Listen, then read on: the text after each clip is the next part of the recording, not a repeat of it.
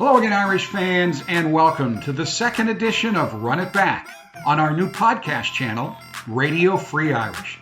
Today, we'd like to take you back to January 15th, 2001. The world was a very different place. The top-grossing movie in the United States was Save the Last Dance, starring Julia Stiles and Sean Patrick Thomas. And Bill Clinton was entering his final week as President of the United States. George W. Bush would be inaugurated as the 43rd president the following Saturday. It was also Martin Luther King Jr. Day, especially appropriate on this day since January 15th is Dr. King's birthday. As part of the national celebration, Muffet McGraw's third-ranked Fighting Irish took on top-ranked and defending national champion UConn inside the Joyce Center. UConn was 13-0. Notre Dame was 16-0, the best start in program history, but Notre Dame was still considered the underdog in this game. Heading into the contest, Notre Dame had never beaten UConn, coming up short in all 11 previous meetings. But on this day, in front of 11,418 fans, the first ever home sellout in the history of Notre Dame women's basketball, Coach McGraw's squad made history, and it wasn't close. 5 Irish players scored in double figures as Notre Dame crushed UConn 92-76 to send a message to the sports world that there was another national championship contender on the women's college basketball scene. Ruth Riley led the Irish with 29 points and 12 rebounds, while Niele Ivey also recorded a double-double with 14 points and 10 rebounds. We are truly honored to have Ruth, Niele, and the Hall of Fame coach, Muffet McGraw, joining us for this edition of Run It Back. Ivey takes it away. Approach him over, trying to get back. Riley trying to establish her down low. We've got an outstanding matchup down there. Connecticut, they're going to challenge their jump shooting ability right now, Notre Dame. Can they stick it? Great look by Ivey. I'll tell you what, everybody watching this is the same thing we do. This is a confident Notre Dame team right now. Well, that wasn't a bad look, but they have quick shot the basketball to the first 4-minute move. Yeah. Riley calling for it. Joyce on the inside. Retired from the outside. Knocks it down. The ninth turnover for UConn. Ivey from the outside. The senior from St. Louis wants to get there for the Final Four. She's doing her part today. Riley gets a hand of it. Lead pass. Simeone. Wow. It's Riley. Count it, and she'll head to the line. 14 points. Ruth Riley. They didn't even need their luck. No, they did it on sheer ability and will. Notre Dame doesn't. Notre Dame defeats the mighty UConn Huskies. And their streak has ended. Notre Dame is 17-0 on the season. Okay, so this is our second episode of Run It Back.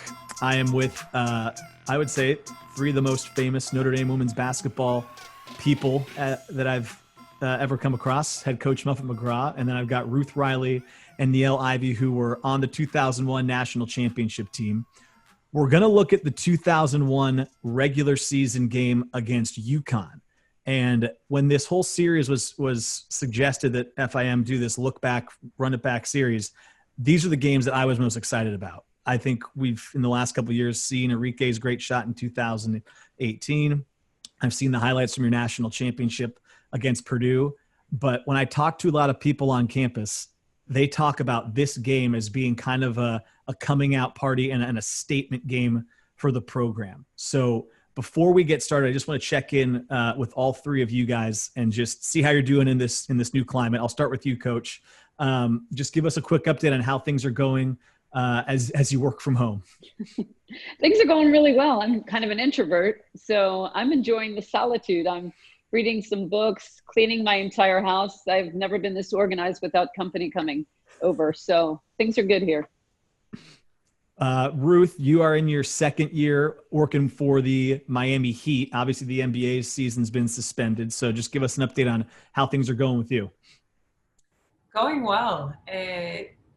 Having this time in the middle of the season gives me a chance to really take a deeper dive into our team in a way that you wouldn't have that opportunity as an analyst. And I know Niele is drinking from a higher fire hose as I was last year, my first year, learning the whole league. So I think this gives me a great opportunity to just dig a little deeper into our team and the league. Niele, she alluded to it. You're obviously in your first year as an assistant for the Memphis Grizzlies. So I guess first, give me an update on how life in the NBA has been, and then how you're doing since the season was suspended. Yeah, life in the NBA has been great. Like Ruth said, it was a big learning curve for me. So I've learned a lot. I'm around, some great talent. My head coach, boss, he's a young rising star head coach. So I'm learning a lot from the staff, learning a lot from the guys. But it's been fun. And so I guess this quarantine has been interesting, just trying to stay engaged with the guys as much as we can, trying to stay engaged with the coaching staff. So it's been interesting, but like Coach said, I've just been doing a lot of, and Ruth said, a lot of deep diving with the team and, learning a lot just from a different perspective, I guess, of trying to stay engaged with the guys and just learning from watching film and just kind of being at home. So it's been good. All right. So let's go back to January 15th of 2001. This game was on ESPN. I watched it for the first time the other day. A lot of stuff stuck out to me just from viewing it. It's not in high definition. It's in 4:3. Sports look much better on TV these days. I want to start with you, Coach, though. As you were getting ready for this game, obviously UConn at that point was coming off a national championship in 2000. You guys had been to your first Final Four in 97. But this was a team you guys had not yet beaten in your time there. What was just the mindset going into this game? And as you prepared for it, trying to knock off the number one team in the country that had a big winning streak coming into this game as well? Well, we'd never beaten them up until this point, and we had a great team. We were undefeated heading in. We'd beaten some ranked teams. Our season was going really well. Obviously, had some great players who are with us today. But I'll never forget that day. Martin Luther King Day, I think it was the first time ESPN decided to broadcast the triple header of women's basketball. Of course, it was January in South Bend, so we had a big snowstorm. And I will never forget walking into the arena, and the usher said, "Did you hear? It's a sellout." And that was our first sellout of all time. My heart, oh my God, it was just so big of a moment for me. And I still say that because the crowd was so big and so loud and so electric, the girls really didn't hear anything I was saying. So they pretty much just won the game without me. It was awesome. That was the thing that struck me watching it. And I want to ask both Ruth and Niele this. For it to be the first sellout, I believe it broke the attendance record they were saying on the broadcast, by more than 3,000. So it was a first. It was a historic game at Purcell for you guys. As you guys were on campus getting ready for this game and then leading up to it, I mean, could you feel the anticipation from everyone around campus as they prepared to pack that house? You go, Ruth. Yeah, I think that we've had tremendous support, obviously from the community, but there's something special when there's a top-ranked matchup coming to town. And I think people believed in us. We felt that everywhere we went, from our peers, our students, our teachers, just the community at large. We felt the belief that they had in us, and they wanted to be a part of it. And so I think they showed up and showed out that day, and that really was something special and unique for us. Yeah, I would agree. And I feel like that team, we were so focused, and we fed off the energy of our fans and the community. And, that team, we just knew we had an opportunity to have, Connecticut at home. And so we wanted to make sure that we took advantage of our, home court advantage of having, Connecticut come in town. But we were so focused, and like Ruth said, we really believed in each other. We had a strong, senior class, and just, played with a lot of confidence that year. And so I know we took advantage of being at home. Before we get into the breakdown of the game, I think it's important if we have maybe some younger fans in this audience listening or watching, to try to put in perspective how daunting and how big of a task it was to beat UConn at the time. To me, growing up as a young kid in Seattle that didn't have a rooting interest in a women's basketball team at the time, I knew about UConn women's basketball.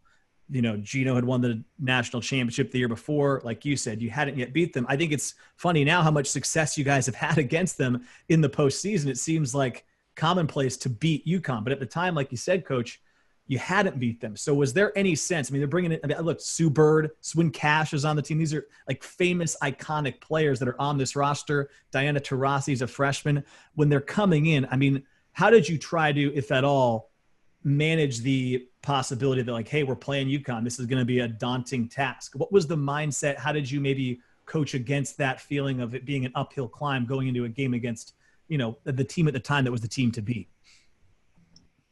Well, I love being the underdog. I always have. I think it's a great spot to be in. So for us, we had nothing to lose. We're going into a game where we're not supposed to win. So whatever we do is going to be good. If we keep it close, it's going to be great. You know, if we win, God, it's going to be awesome. So I think with this team, they had such a business-like approach. There was no, you know, great Newt Rockney speech, you know, win one for the giver. There was nothing that we had to do in the locker room. It was like, hey, let's go to work, because this was the team that came out every day at practice. They believed, like Ruth said, the community believed, everybody believed in us. We believed in each other. So we were determined. I think that was the game where we went in with a mindset of, we're going to win this game. Ruth, I'll ask you, where did that business-like approach come from with this team? I think when you have 5 seniors, you realize this is our last shot. And we had come in together. There was a tremendous amount of work that got us there. But I think the disappointing loss the year before kind of reset, especially in my mind, that we have one more chance to do this. And so I think from the start of the season, it was just a laser focus on really on winning a championship. And for me, going into this game, win or lose, it didn't change my mind, our ability to win a championship. And so I didn't think it was, the stakes weren't, we have to beat UConn right now, but I knew that we were capable of doing that. And I think that we had just a different mindset and confidence when we stepped onto the court that we didn't have in years prior to that. You know, Niele, this was your 5th season, and it's because you got injured. I think it was in your freshman year when the team went on their first Final Four run that you had this year of eligibility. So kind of following up on Ruth's point, how much more of a chip on your shoulder, or how much extra motivation was there for you that it was your 5th year, a chance to get back to the Final Four, which I also know was in your hometown that year? Yeah, like we said, I mean, that was it for me. You know, I've been there 5 years, like you said, going through 2 ACLs. It was my last opportunity. And so, you know, our goals from the beginning, the way we, you know, practiced in preseason, you know, our goal was to, you know, get to the national championship game and, you know, stay undefeated at home to, you know, just play with that sense of confidence. And so I knew it was my last shot, it was my last opportunity. So I took advantage of every opportunity, every moment on the floor, every moment in practice. You know, having the game taken away from me twice, I kind of realized, you know, I had a different perspective of the game. And so, you know, I just took advantage of every moment I could. And luckily, you know, we did it that year. So I started watching this broadcast back. Again, talked about how the footage, 4x3, a little grainy. But I love the fact that they take it to center court and Doris Burke is there, who obviously does a phenomenal job on ESPN. She's been there for, I guess, at least 20 years now. And I love listening to her break things down throughout this whole broadcast. So if anybody's listening or watching, I highly recommend watching the whole thing. Her and Matt Devlin were doing the broadcast. And one of the first things they said off the top, which was great to notice, is that Kelly Simeone had it sounds like a broken hand. Kelly Simeone, she injured her left hand, in fact broke it on Saturday against Virginia Tech. She saw the specialist this morning. The specialist said, hey, listen, no more damage. Go out, play with it. We'll re-examine it tomorrow. So I want to start with Coach here before we got into the game, because the comment was something along the lines of, yeah, she got checked out by the doctor yesterday. It's broken. They've given her something to wear, and she said she'll talk to them tomorrow, but she's going to play tonight. So you got to help me understand what was going on with that broken hand, because we'll get to how great she played, but just from what I've heard, she was not going to miss this game. You know, sports is all about handling adversity, right? And so here we are, undefeated. We're really rolling, and Kelly Simeone breaks her hand. And so that was a devastating blow to us because she was so important to our team. But she went in the training room and they fixed up a glove and they made sure that it was padded correctly and everything was going to be fine. Fortunately, it was her left hand, not her right hand, so she still could maybe score a little bit around the basket and do some things. But to come out with that kind of determination, her dad played football for the Minnesota Vikings. She was one of the toughest people that I think we've had on our team. Just had that grit. She was the kind that took charges and stood in the way of anybody that was trying to cross her. So we knew that she was going to play. The question was, how effective would she be? It was pretty stunning how effective she was. She was, I think, 15-8 in this game. She had a remarkable game. Did either of you, Niele or Ruth, talk to her before that game, or she was getting ready to be like, hey, are you sure you can do this with a broken hand? Well, I mean, we're obviously having conversations in the locker room. I mean, first of all, it's just basically like, hey, do you think you can play? Please say yes. Please say yes. No pressure at all, but we also knew that she was a warrior, and if she could, she would, and she clearly did and was able to deliver what we needed from her. But I think that's the storyline of the resiliency of this team all season long, really. Yeah, I felt like she was so determined to play. I don't think anyone's gonna, stop her from playing. That was just a great opportunity for her. So we knew we were supportive either way, but knowing Kelly, we knew that she was gonna play. And then Ruth, they mentioned that you had also sprained your ankle in the game prior. What was, if you can think back, I mean, how was your ankle? If you had to say like what % you're at, like how were you feeling going into the game?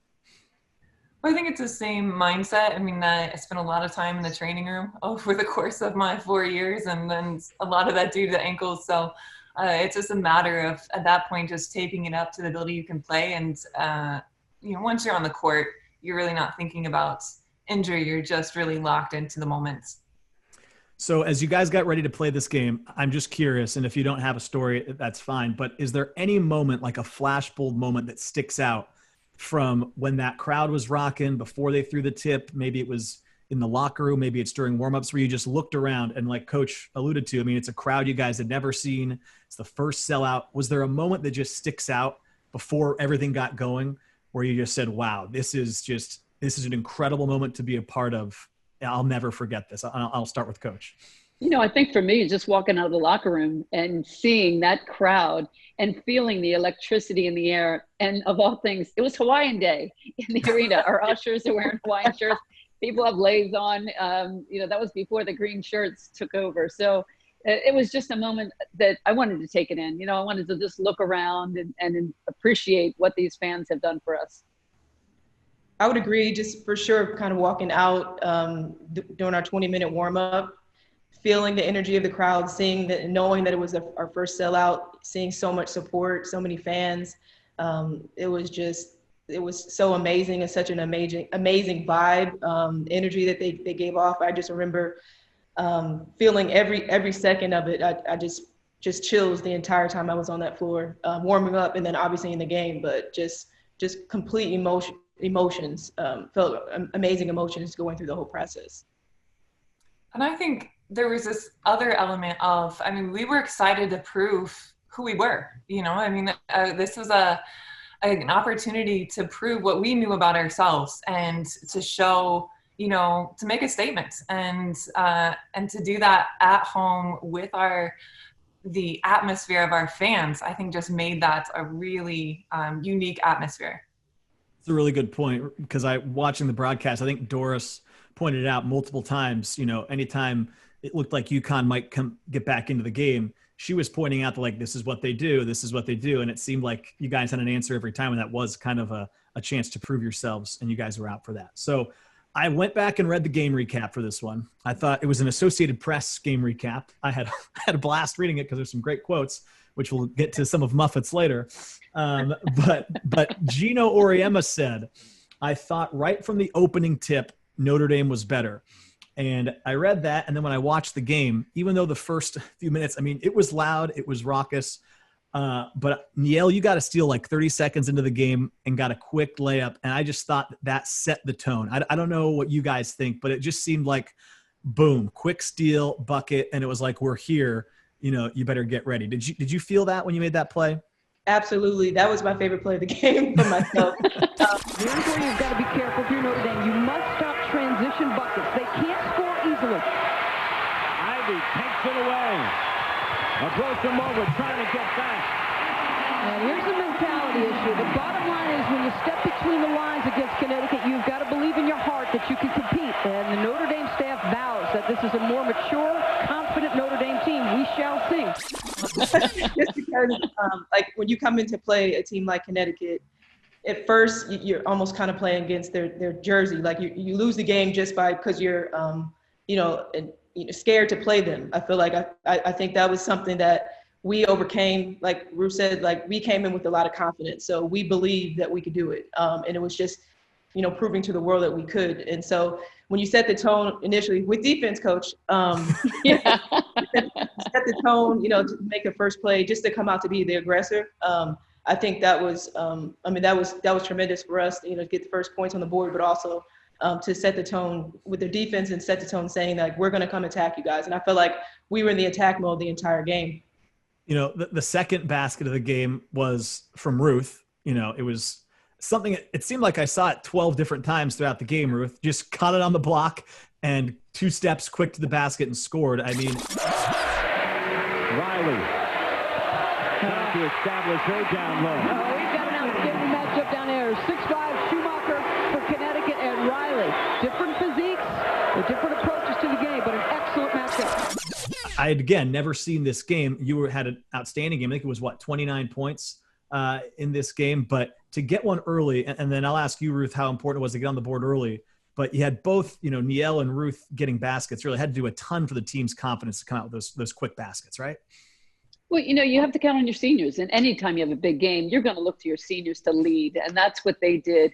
Niele got us started. And we always talk about setting the tone. That is so important. You got to set it early. You got to let them know right away. We're not going to fall down. You're going to have to bring your A game if you're going to beat us today. And we went right at them. And I just love that aggressiveness and that intensity that we had. And our game plan all year was to throw it to Ruth. And we were joking together when we were talking about this game that we ran the same play about 50 times. It was called Get the Ball to Ruth. And how many different ways can we disguise it? But it's going inside. I mean, Ruth, did you feel that? Like, okay, they're going to feed me and it's my time to go to work and put them on my back. Well, I knew that was my role on the team, but it wasn't to score every time, but it was to be a threat. And so I felt like whether I was a facilitator drawing a double team or putting points on the board myself, getting to the free throw line, I mean, that was my role. And I embraced that all season long, and I took that really seriously. When I was watching this too, I think it was, so we move ahead a little bit, and it was at one point, UConn had 3 turnovers in the first 3 minutes. So this will maybe make Coach happy because we'll talk a little defense. But the way UConn, that was not characteristic of them. They weren't going to be sloppy with the basketball. They weren't just going to give it away. And it seemed like they maybe felt a little uneasy in that environment, in that sellout. Gino said also in that recap somewhere that, his team was always surprised when somebody played well against them. They gotten so used to teams kind of just, oh, this is UConn, we better clear out and let them do their thing. Did you guys sense that in the first 3 or 4 minutes when you took the game to them, like you guys have talked about with creating the turnovers, getting the easy baskets, the crowd is into it, that they had maybe a different look in their eye than you'd seen in the past? Round cut off. And another turnover. How many times this early in the game do you see UConn turning the ball over like this? Rarely. It's been years since I've seen them collapse this hard in a game early on. You'll see the baseline drive by Straight Route, who does this extremely well. And she's actually out of bounds. She doesn't travel with it. She's on the end line. Well, I think that we knew we needed to be aggressive from the start, and we knew we needed to play well. I mean, this is one of the top teams in the league, so we respected them. But at the same time, we didn't think that we were going to play UConn. They were coming to play us. And so I think that was our mindset for that game was, they're coming in our house and we're going to battle. And I think we were ready for that battle from the tip. So you guys had, an early lead in this one. I'm looking at the notes I made here, and Niele and Ruth had 11 of the first 13 points. So as we talked about, you guys got off to a quick start. And then I just thought, I knew about you two, but we talked about Kelly Seaman and talked about some of the other players. For instance, like Alicia Ratai, coming in, she had a great year shooting the 3 for you guys, and she was a key factor. Also, Janica Joyce came off the bench and hit some big threes. when you guys extended this lead, I'm looking at it right here, and Ruth was able to catch in the paint and score a quick turnaround, and it made it 21-12. So almost extending it to double figures about midway through the first half, and it forced a timeout. Coaching staff thinks he's underrated. Entry pass. Riley racking him up. Has 8 points. At that point, I mean, to me, watching on TV, I'm thinking as viewer, okay, Notre Dame is here for real, and they mean business. Could you feel it as the half went along that, like, okay, there's a sense of belief now that we can do this, and our whole team's in on the act too. Simeone, Joyce, all these guys are making plays for us. Well, I definitely felt it. And it was funny watching myself from 2001 because I was cheering and smiling and I was like, we got this game. And you know, it's like, it's the first half.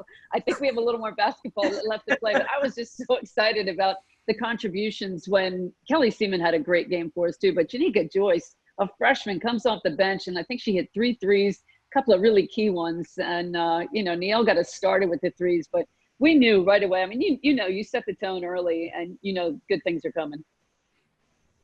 I wasn't going to mention how excited you were in the first half, so I'm glad you did. I was like, who is that? Yeah. You know, I again, and Doris kept pointing it out, like UConn's going to bring their run. They're going to bring the run. And right after it was 21-12, they went on a 9-0 run, and Coach, you called the timeout. And again, maybe I'm asking too much here, but do you guys at all remember when they got it down, it was 23-19. They got it close.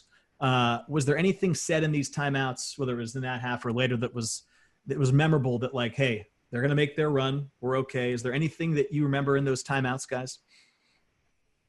I don't remember exactly what was said in timeouts, but I just feel like we were very poised. It would probably get the ball to Ruth, though, actually.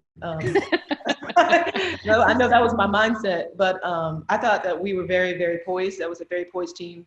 Again, we had a lot of experience on that team, and Coach McGraw did a phenomenal job of making in-game adjustments. I think we were we were a 2-3 zone team, trying to keep everyone out of foul trouble, and we played kind of a short bench that year. So I felt like we after different timeouts, I saw us coming back playing man-to-man, go back to the 2-3 zone. So I thought Coach managed the game extremely well, but I felt like we had a lot of poise. I never felt like, even with them coming back, that we lost our composure. I felt like we were very, very poised coming out of timeouts. That's something that I definitely remember. I think for me, knowing that we're going to play 40 minutes a game, it was like, let's get a quick break. Let's get some water. Let's get back. It was never the sense of, oh no, they're coming back. It was like, okay, let's just get a quick reset, figure out what we need to change, and get back out there. Yeah, it's a game of runs. I mean, you knew they were going to make one, and we just had to withstand it and then get back out there and make our own run. Did you tell them before the game that they could play 39 or 40 minutes? Because the two of you, Niele and Ruth, and then also Alicia, all played 20 minutes in the first half. And the broadcast said right as the game started, we talked to Coach McGraw. She said she might play all 5 starters, all 40 minutes, which when you watch, you think, oh, that's a funny joke. And then I remember watching 2018 and then watching this, like, well, she actually might. So, I mean, do you have that conversation? What is that like? Because that is so tough to do. Muffet McGraw jokingly said, hey, listen, I may play my starters all 40 minutes. Well, that's the mentality that each of them has to have. You have to play through fatigue and take your standing 8s against Connecticut. We're 16 games into the season. They pretty much knew they were going to play most of every game, especially the tough ones. Give them a break when you can. But that was when we were playing halves, and it was a little difficult to kind of manage things. But, these guys, they were in phenomenal shape. We had a great strength and conditioning coach, and they knew they were ready to play 40 minutes mentally and physically. So it's about 6 minutes left in the first half. UConn had made their run. I'm looking at it right now, and it was like 25-23. And this is the part I italicized as like my favorite part of the game, because it was 2 of the best teams in the country, I thought, playing great basketball. There was a back-to-back plays where I think Ruth caught it on the block and made some great passes. I'd be honest, Ruth, I haven't watched a lot of your games, just, being new to Notre Dame, but your passing ability really popped off the screen to me. You set up Niele for a 3, but I was also, I was still impressed. Like, I loved watching Sue Bird make a couple baskets, because just like, UConn's got great players on their team. There was a stretch right there in the middle. I don't know if you guys remember it. It was bang, bang, great players making great plays. As you watched it back, or as you think back to the game, do you recall that stretch? and I'll start with you, Niele, like what sticks out about being in that moment? Because that's something that only a few people can ever experience, being a part of some of the highest level athletics. And it was just incredible to go back and rewatch. Great ball pressure from Taurasi. Here's Ivey for three. Wow. Lights it up. In the corner. How about those two plays by Taurasi? Bird, the bucket.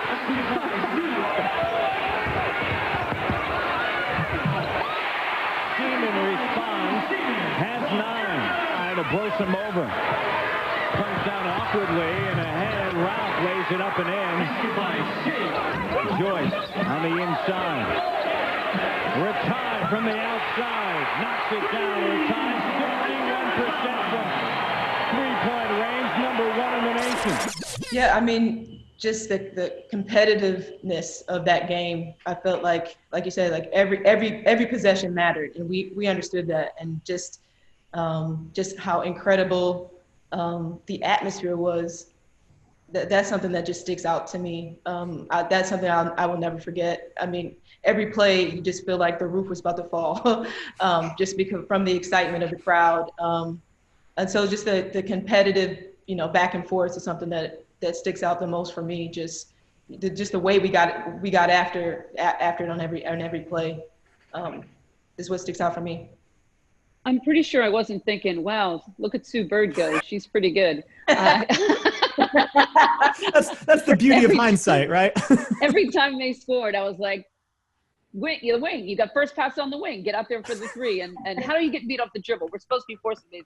So, you knew they were going to make some shots, but we didn't want to make it easy on them. Niele, I was looking at the box score too, and I saw you were 3 for 3 from 3. So as you guys moved throughout towards the end of the half, you hit a 3 with about 2 minutes left to make the lead 13 points. Mm-hmm. And you only shot the ball. I mean, you went to the free throw line in the second half, but all your field goal attempts came in the first half. You made every 3 that you took. I mean, were you in the zone that game? Like, what were you feeling as you were letting it fly? Because all 3 threes that you attempted went in. The 9th turnover for UConn. Ivey from the outside. The senior from St. Louis wants to get there for the Final Four. She's doing her part today. Now, Connecticut has not been put in this position. Will they respond? I was for sure in a zone. I definitely felt that way in the first half. The second half, I think I was more concerned about breaking the press and getting everyone involved. I definitely felt very aggressive in the first half, but I just felt it. I remember just being excited to be able to hit those wide open threes because I feel like it really helped Ruth and Kelly being able to capitalize on the outside. So I definitely felt it. That game, I felt like I was in a complete zone from start to finish that game. It was almost like I heard the crowd, but it was, I don't know if you feel like you're in it's a surreal moment where, time is slow. It's kind of slowing down. I felt that way in that game. I think the thing that made Niele such a great point guard was that she knew what the team needed. And in the first half, we needed her to make those threes, open things up for Ruth. Now in the second half, they're going to run out and guard Niele, and she's going to be able to get the ball to Ruth and everybody else on the team. I mean, she's such a great floor leader. And breaking the press was definitely a big part of that game. In fact, there was one time when I think Ruth had to help us bring it up, which we were laughing at later. It's funny, Coach, watching the game, I'm like, oh my God, I'm like, don't throw it there. I'm like yelling at myself. It's like I'm cringing watching the games with my turnovers. I'm so mad at myself. Well, we had a team where only one person was willing to dribble, and it was Niele. Nobody else wanted to dribble. Oh. That's fine. Yeah. Well, I couldn't really dribble, so let's just. At least you were willing to help. Wasn't allowed to dribble. Well, that's actually another thing I was going to ask, Coach. They said on the broadcast, I think it was Doris that said it, that you told Ruth earlier in the year, because a big thing was keeping her out of foul trouble, that if she fouled within the first 5 minutes, you were going to take her out. And in this game, I don't think you committed a foul in the entire first half. But A, is that true that you told her that? And Ruth is here as a witness. And then B, just how big was it to get through the first half without any fouls on Ruth so she could really be aggressive in the second? Well, Ruth is the key to the game. I mean, we have to have her on the floor. And so we had a rule with taking people out with 2 fouls. And so I thought maybe if she gets 1 foul, we'll take her out for a little while, give her a little rest. And Ruth didn't really like to rest. So she took that to heart. Was that in your? You're really going to take me out, though.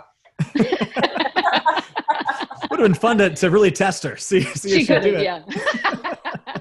I mean, Ruth, as you're playing, because obviously if you're a big like that, you have to patrol the paint. Obviously, foul trouble is so important. When you went into that game, and again, this is UConn. They've got great players up front.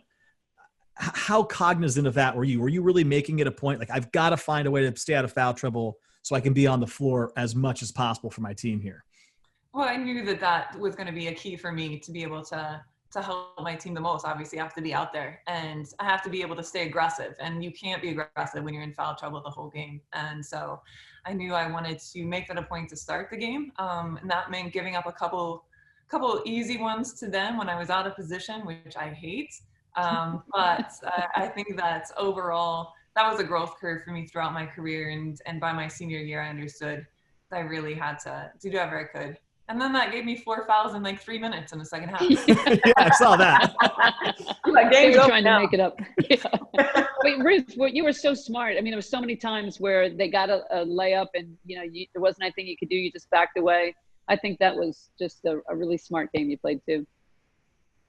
So Niele hit a 3 at 1:50 left in the first half to make it 40-27. And I'll remember Doris, I wrote this down, said UConn hasn't been in this position. How will they respond? And then, Diana Taurasi, or I don't know if she actually had the baskets now, I'm looking at it here, but UConn scored a couple of buckets, and then Taurasi missed a pretty open 3 that could have made it 6 before halftime.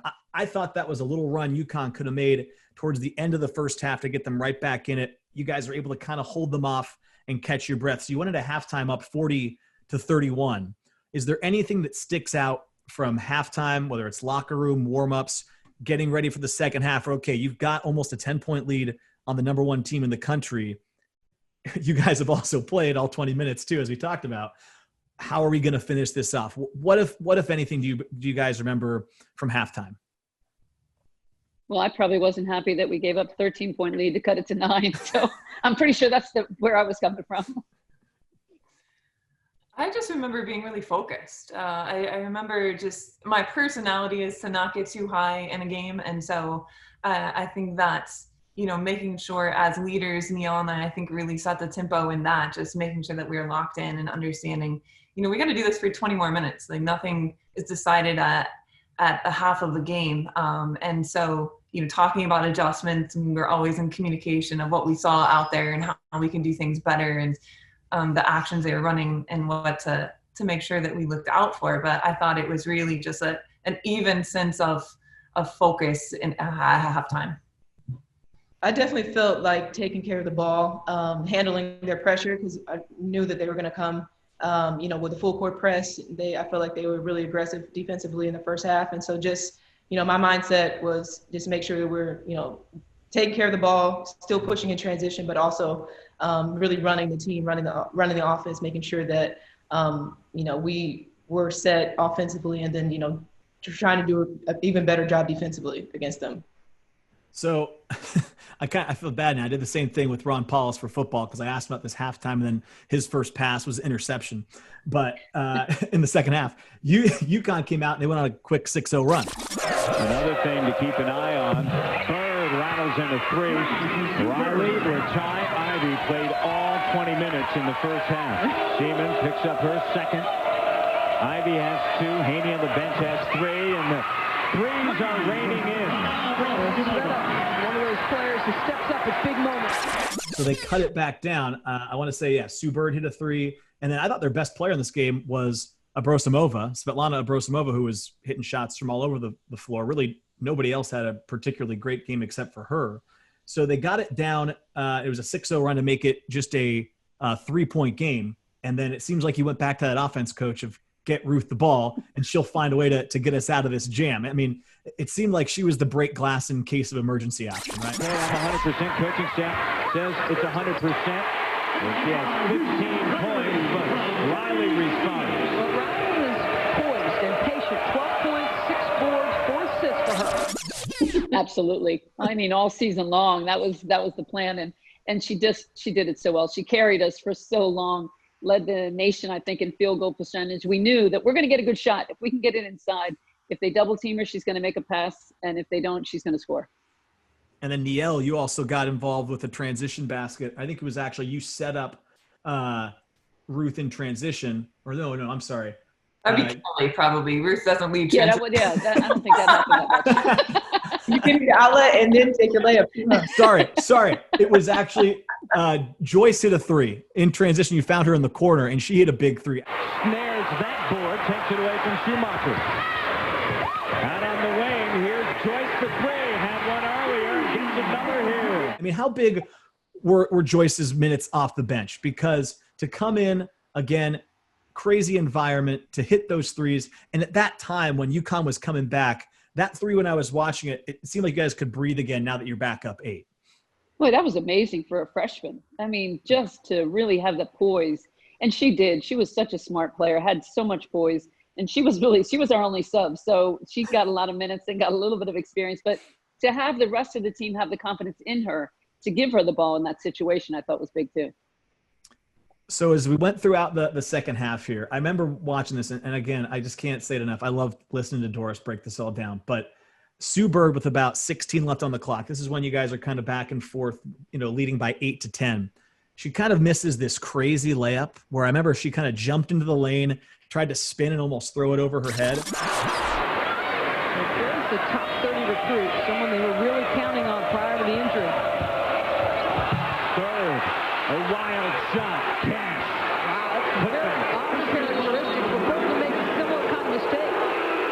One of the things to think about Sue Bird is her decision-making ability. She's always been so solid. She got caught on the charge. Could have almost gotten caught on one there. Swin Cash bails her out. And, that was not at all like Sue Bird. She'd gotten called for a charge, I think, maybe a possession or two earlier. And Doris was all over it. She's like, these are not the decisions you usually see this team make. And I assume, all the credit goes to you guys for taking them out of their game. For the two of you that were on the floor, whether it was something you heard, something you saw in their eyes, because whenever they cut close on the broadcast, they looked frustrated. All of them, whether it was Taurasi, Bird, Abrosimova. Did you guys sense it, especially as the second half went along, that geez, they haven't been here and they are getting really fed up with how this is going? I thought what was interesting is that it wasn't just they were missing shots. We were disrupting their offensive rhythm and their flow and what they are known to be able to do. And so I think that's what I remember seeing. It wasn't like, oh, okay, we play defense. We got lucky they missed a couple shots. No, I think it really was, our ability to take them out of their game plan, which was obviously what our focus was going in. So I was watching the broadcast too, Coach. We're going to give a quick shout out here to Coach Owens. I saw her on the bench too. It was great to see her still working with you back then. And she got a shout out on the broadcast. They really gave your assistant coaching staff some love. If you believe in your game plan, stick to it. You can't be afraid to take risks. You've got to go with what's working for you, and her game plan has been perfect. She's got an outstanding staff over with her. Carol Owens, Kevin McGraw, they are quality assistants who have been with her consistently. How valuable were they? Because as you prepare for a game like this, it's all hands on deck, I assume, when you get ready for UConn. Think back to that staff and how helpful they were. And then, of course, Coach Owens, who's working with you again now, just what's it like having a staff like that in a game like this? Well, your staff is so important because they're going to take so much of the pressure off you, and somebody's responsible for what the other team is going to do. So they were watching everything that Connecticut did. Everybody's watching particular people in the game. Carol was watching Ruth to make sure she was, be able to get up and down the floor without needing to break. But you look at that staff, Kevin McGraw, now the head coach at Ohio State. Coquise Washington was the head coach at Penn State. They went off to do such great things. We had so much experience on that bench, even at that time. It was remarkable, the strength of the coaching staff. Now, Niele, I know you were playing in this game, but you have coached with Coach McGraw. Try to explain to me what it would be like to be an assistant. You've coached in huge games with Coach McGraw. Maybe it's against UConn, in the year you guys won the title. What's it like being on the bench working with her in these kind of high pressure games? Oh, it's awesome. Just the preparation. it's just an amazing experience. I feel like I've missed her so much this year just because of, just how we fed off each other. Like Coach said, like whoever was the scout coach with the chemistry that you have with the head coach, it was just amazing. So it's really intense. I feel like Coach does an amazing job of allowing her assistants to have a lot of autonomy and a lot of freedom of input. I feel like she does an amazing job with that. So there's great chemistry. There's always great chemistries on her staff. And so, I mean, it's definitely, a lot of passion, a lot of intensity, but it's just a lot of, going back and forth, a lot of, great communication being on her staff and being in those type of games. So I'm looking at this rundown now, and there's 13 minutes left. You guys are up 10. UConn got a pair of baskets, so it's 52-46. And I have this highlighted, and it's kind of the Kelly Simeone show here for a little bit. She, first of all, gets to the free throw line with 12-10 left, and I had to rewind it and just make sure you guys were in the bonus with 12-10 left in the second half, which I thought was huge. Obviously, they were in a ton of foul trouble. You guys, for the game, shot 46 free throws to their 13. So as a coach, you have to lie. She's chuckling. She loves it. That was back before they knew that Connecticut doesn't ever foul. That was when there was a really good game. They hadn't quite gotten the memo yet. I got you. Yeah. Who sent that memo, by the way? And then she makes both free throws, which they point out she's not a great free throw shooter. No. And this is when it was – especially not in that game. But it's back when it was, now the women's game has the 2 free throws, but it's 1-1. And the first one, I think, hit the rim like 6 times, went in. Svetlana forces her to commit that third. All her fouls this half. For Seaman, that is huge. You can see Seaman, the body language as she puts up the shot, because she's only a 45% free throw shooter. Anything to get it in there. Lean, talk to it, whatever you have to do. Got it. And then the next possession was kind of one of the plays I saw in the recap that I was really looking forward to, when I think it was a steal. I don't know if you threw the pass, Niele, or somebody quickly got it ahead, and she had that issue with her left hand, and she caught it in transition, left side of the rim. You see her front of the backboard. It kind of has no choice but to put it up with her right at the last second, and it got the lead back to 10, and the place erupted. 10 points for Seaman, averaging 10 on the season. Riley gets a hand of it. Lead pass. Seaman. Wow. Oh, man. It's all Big John bucket for Kelly Seaman. Ruth, I'll just start with you, and we can go around the horn from what you remember. But when she made that basket, kind of, with all the circumstances, what was going through your head? Well, when I knew we were talking about this game, that's one of the plays that I'll always remember. I think just the timing of the game, the fact that we were the aggressors, that we're able to get out in front, that, even though Kelly was injured, it didn't matter. Like nothing was going to stop us. And I just remember obviously watching that from the other end of the court. No transition. Yeah, just hang back. Yeah. I got back. In case something goes wrong, I got the paint. I got it covered. There you go. But I do remember how pivotal that felt in the moments. What about you, Niele? Yeah, I just felt like it was another momentum shifter for us. Like you said, coach of the game's highs, runs, highs and lows, but being able to put it back in the double digits and to do it in transition and to do it in such a crazy fashion, the way that it was an amazing finish that she had. Probably a terrible pass. It was an amazing finish that she, finished that layup. So it brought the crowd back in it and shifted our momentum again towards our favor. So that was an electric play. That was amazing. I remember thinking, how in the heck did that go in? She was behind the backboard when she shot it. And it was one of those moments when you go like, oh, we're winning this game. If shots like that are dropping for us, this is going to go our way.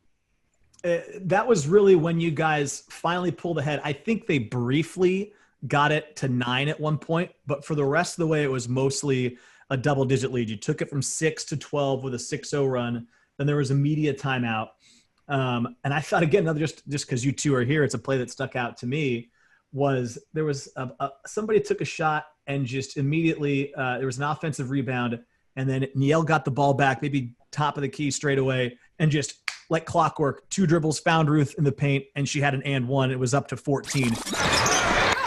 Retire, another 3. Pops in and out. Haney. Riley. Count it, and she'll head to the line. 14 points, Ruth Riley. Again, it just seemed like you two had such a great chemistry and knew where each other were going to be. As you think back to playing together, this is where I'd like to just hear from both of you, maybe talk about what it was like to play with the other. I'll start with Ruth. Just having a player like Niele be able to set you up, it had to have made really your whole career that much easier and allowed you to have so much success to have a point guard like her. Well, my career doesn't happen without having Niele, obviously, and just to be able to co-lead with that. But it was interesting, as I watched the game, I was thinking my outlet passes were so bad, and Niele would just catch them and drive through traffic. And I watched that thinking, why would I pass that? And then I thought, there's so much confidence in her as a playmaker. I mean, really, it didn't phase you. You just got the ball to Niele. You knew she was going to do whatever the team needed her to do with the basketball. And I just felt like we didn't have to say a lot because there was so much respect for each other's game, but there's also so much understanding of what our strengths were. And we really just stayed in, our lane of what our strengths were and what we needed to do for our team. And Niele was truly the heart and soul of our team. I wrote it down at the beginning before you talked about Ruth. I should have mentioned it. Niele was averaging 7 assists a game coming in. I mean, that was a remarkable number. You're 6th in the country. So it just speaks to how great of a point guard she was. I didn't know that number was that high. So, I mean, it speaks to the leadership and floor general she was, like you were saying. Niele, playing with Ruth, I imagine that it helped make it a little easier to gather some assists with her in the paint, I right? was going to say, the only reason I averaged 7 because 5 of them were to Ruth. I always finished. So I knew, I'll tell you, point guard, if you miss one of my passes, I might not go back to, but she always caught them. So, but no, Ruth was just an amazing teammate. I feel like she was probably the hardest worker I've ever been around. Her progression from freshman year to senior year, we have so much respect for each other, but I just always loved playing with her. She's unselfish.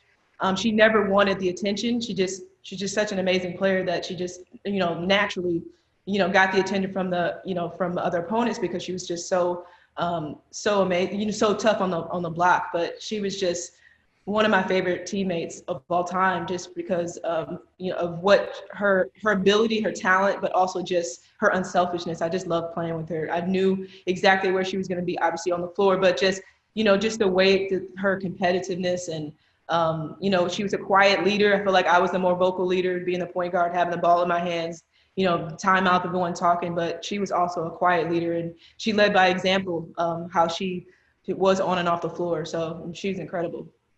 So at this point, it's up to 15. It's 65-50 with about 10 minutes left. There was a point where Doris, she effectively demanded that UConn call the timeout, and she was very upset that UConn did not call a timeout. There were some great camera shots. I think everyone should go back and watch just to appreciate kind of how everything was playing out of the broadcast, and we can leave it at that if we want. But I just thought it was, as you came down the second half, Coach, they kept saying it. And it was, what struck me, it's so funny looking back at it now, even with like 3 minutes left, and this game was like a 12, 14-point game, Doris and Matt Devlin were like, well, UConn's never out of it. UConn can always get back in it. Everyone, I think, nationwide was like, at some point, UConn's going to figure this thing out. And they never did. As a coach, as you saw this happening, you said when Kelly made the layup, like, okay, we're going to win tonight. Was there a point in that second half when you guys were pulling away and holding on to that double-digit lead where you thought, okay, they have it under control. We're going to get this done? Well, it sure looked like that on the sideline, didn't I? I was acting like the game was over with 10 minutes to go. But, I think that was a turning point in the series. And I think that was a point where we made that huge point to everybody in the country and said, you know what, Notre Dame's here. And we want a spot on the stage, and we are not willing to give that up to UConn. So it really was, as it came down the stretch, it's just a lot of free throws, honestly, at the end of this game. Again, getting to the line, I thought getting in the penalty second half was huge. Now, Coach, you can cover your ears. You guys only shot 26 of 46 from the free throw line, which is not a great percentage. But I want to know if Ruth knows the answer to this. Do you know what you were from the free throw line in this game? I only know because I just watched the game. And then my husband was like, you didn't miss. It's unbelievable. I looked at the box score and just couldn't. 13 for 13 from the line, 29 and 12. Also 5 blocks. I mean, when you look back at your career, Ruth, when you look at that box score too and who it was against, and like Coach just said, obviously you guys won a national championship this year. So I don't expect it to maybe be more memorable than that process. But like, where does this game rank for you? You know, it's interesting. When I knew that we were going to talk about this game, I mean, I've never known my stats. And so it wasn't the memory of like how many points I scored or even going perfect from the line, but it was just of understanding that I knew I was there. I was able to come through when I was needed. And so I think that's just what I thought coming away from this game. And every game's different. And so, you know, just a lot of hard work though. I was never a great free throw shooter growing up. And I think that was kind of in some way foreshadowing the future of needing some free throws down the stretch and understanding how important they were, especially my senior year, drawing a lot of attention and needing to be able to capitalize not just from the field, but from the line too. I was going to say you hit the big free throws that won the national championship too. So you were battle tested at the line, I guess, in this game.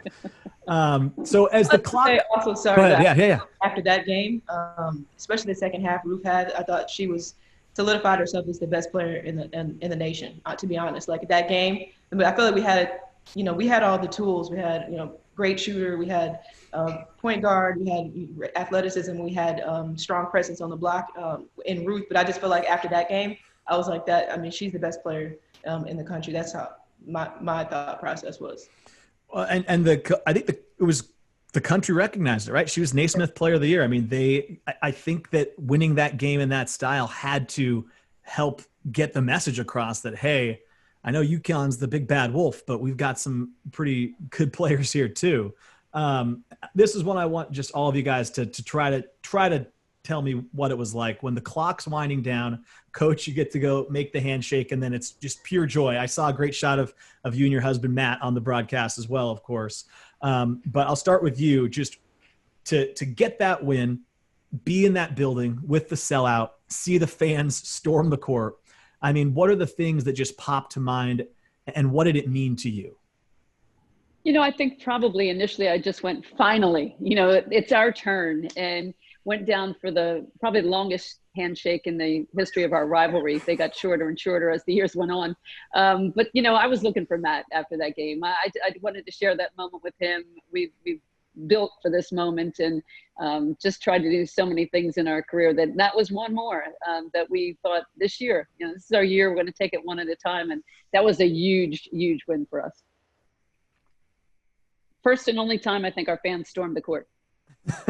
I think it was a great occasion to have it be the only time, in all honesty. Yeah. It's probably one of the only times you can, and it's a great image on the broadcast. What about you, Ruth? I mean, were you in the big mob on the court? Do you remember being a part of it? What was going through your head? I don't think anybody escaped. Like they stormed the court quickly. I think for me, my thought process, I remember, was a little different because, again, it was like I didn't want to allow myself to get too high on a moment that I knew wasn't the end result. And so that probably sounds like a downer at this moment, but because we're celebrating one of the greatest wins of our program. But I do remember thinking, like, this is a step in the direction of the ultimate goal. And so celebrating that step, but realizing we hadn't arrived. Yeah, I probably felt that way as well, just like having more of a business approach. But I definitely felt like check the box. We have goals that we want to attain. Took care of home court with UConn. Finally got over that hump. Our Achilles heel being Connecticut, so finally getting over that hump. But definitely a check in the box. And I was really just ecstatic to be able to share that with the fans, to be able to be in a moment where that's a dream, to have your fans storm the court to win a game in that fashion. But definitely a business-like approach toward knowing that we're probably going to see them again. So let's continue to get better. You did see him again. You saw him twice. One was a good result in the NCAA tournament. One was a tough one in the Big East tournament. But when I was looking back at this, I looked at UConn. They won the national championship in 2000, 02, 03, and 04. So the only team that stopped them from winning 5 in a row was the 2001 Notre Dame team. And you beat them twice that season, and you won the national championship. I guess I'll just go around, and as you guys think back, it's almost the 20-year anniversary of that season. What's the impact, and I'll start with you, Coach, just of the 2001 Notre Dame women's basketball team that they had on your program, women's basketball? Just when you think back to what they accomplished, what is the thing that comes to mind? Well, I think Connecticut was always the barometer at that point. They were having a lot of success. Tennessee was the team in the 90s, and Connecticut was rising to the challenge of the 2000s. And so when you beat them, then your program gains credibility. It was great being in the Big East with them, to be able to compete with them. I think familiarity definitely can breed contempt. And I think that we learned a lot from playing against them, and, you measure yourself against them. So that was the game where we decided that it could be a rivalry. You can't call it a rivalry when you never win. So now we decided, now it's going to be a great rivalry. For me, I came to Notre Dame because I wanted to be a part of building something. And that was, I knew what they had done the year before getting to the Final Four. I wanted to be a part of building a program, and knowing that I could impact that. And so, for us to be able to win a national championship, and that was always the ultimate goal. But I do think that opens the door to say, look, like, for women's basketball, it's not just a one team game in women's basketball. And so I think that broadens respect for our game, for like young girls growing up watching the game, to see other women at the top, and to know they can be a part of a different, a variety of programs that are going to be successful. Same. I actually, as a player, I guess I've got a little bit different perspective. I didn't realize what the magnitude of winning the first national championship at Notre Dame. I didn't realize at the time. Obviously, I knew it was big. I just didn't realize at the time how big that was. And then being an assistant coach, going back to a bunch of Final Fours and finally winning as assistant coach, it's unbelievable. And just to be a part of, being part of history has just been the biggest blessing of my life. But also, like Coach said, and Ruth said, just like making a statement, measuring ourselves against, at the time, the best women's powerhouse, and becoming a powerhouse. That was the beginning step for the tradition of our program. So just being a part of that, being almost the foundation of that, has just been incredible. Niele, it's awesome to hear you say that, because Ron Paulus said it a little bit, kind of similar words, about 25 years since he won this big game over USC. And in the moment, he was talking about, we still had other stuff to get done, and like, we can't look up, we got to keep our heads down. And then he looks back at it totally differently, because it's this amazing win for him. And I love that we picked this game, because it wasn't the obvious choice maybe for some, right? One of the 2 national championship games, which of course are a big deal. But like you said, both you guys kind of acknowledged it, right? Business-like approach throughout the year. And I'm sure Coach can attest to this as she's gone along in her career. Maybe sometimes in the moment, it's hard to appreciate what you've accomplished because there's so much more else to do. But when you get those chances to look back, I mean, it really – listen, I wasn't on the team. I just collect a check from Notre Dame, right? I was watching that game with so much pride. It was so cool. And it happened 20 years ago. So I can only imagine what it was like for you guys to look back at that. I don't think you ever appreciate when you're in the moment. You don't appreciate it, because in basketball, it's always like, who's next? We got to prepare for the next game. And until you get to that very last game, which sometimes twice we've won the very last game, but most of the time we're losing. So you're going through, and then you have the pain of the loss, and it sticks with you for the entire summer. And you're looking back at what could have happened, what you could have done. And so to be able to look back now at all those Final Fours and all the success we've had, it's really, it's kind of like Ruth said, though, you kind of just take it, you go along, you say we have more to accomplish. And then you have to look back and be really proud of what we've done. And then to realize also the inspiration that you are in the community, and the impact you have on young girls, girls that looked up to us, in our celebration parade, Skylar Diggins was one of the young girls that was downtown South Bend, and was in the line trying to get autographs. So just when you realize the impact you have on the younger generation, and that generation coming to be, some of the best in our game. I think that's another part of that I just really, I just really love. And I think it's what makes Notre Dame so special. And, anytime you talk about these events, everyone has their own memory of them, like fans across the country. Like when I went on the plane to WNBA, every city I went to, my teammates were like, how do you know people everywhere? I'm like, this is the Notre Dame family. They're everywhere. And when, like you said, when you watch this game, there's just a sense of pride of what we were able to do, but it's also what we stand for, who we are, how we go about it, how we compete with integrity. And so I think all those things that makes Notre Dame so special, you see through that filter when you watch a game like this.